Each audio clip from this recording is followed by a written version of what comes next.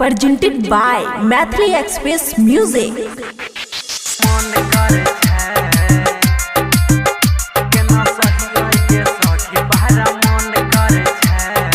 Recording studio Baluaha. पढ़ हमार सखी हाइल हो जान, चल गेल हमर खाए वाला भोजन। हाँ हाँ बढ़ हमार सखी हाइल हो जान, चल गेल हमर खाए वाला भोजन। पजियाई के तकिया ने मन भरे छै, पजियाई के तकिया ने मन भरे छै। केना सही के सखी बड़ा मन करे छै, सैया हमार जाके अरब खटे छै। केना सही के सखी बड़ा मन करे छै। डीजे सुमित सतीश रैमा।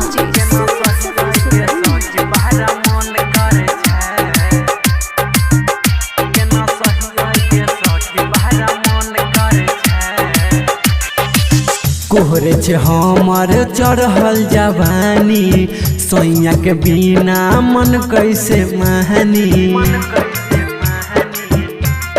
हाँ हाँ कोहरे छे हमार चढ़ल जवानी, सैया के बिना मन कैसे मानी। के ना और बजा के बर्दाश्त करे छै, के ना और बजा के बर्दाश्त करे छै।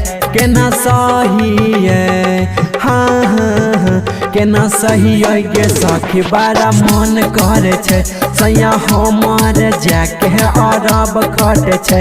केना सही के सखी बड़ा मन करे छै। डीजे सुमित सतीश रैमा। केना सही के सखी बड़ा मन करे छै, केना सही के सखी बड़ा मन करे छै। शोभा सुहाना से बात करी के तना, मनबा हमार बहुत ओतना।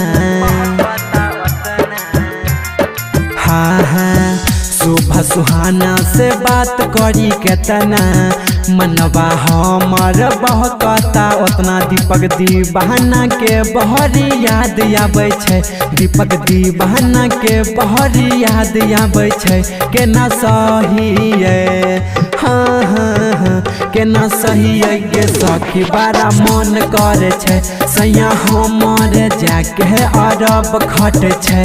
केना सही के सखी बड़ा मन करे छै। खुशी रिकॉर्डिंग स्टूडियो बलुआहा।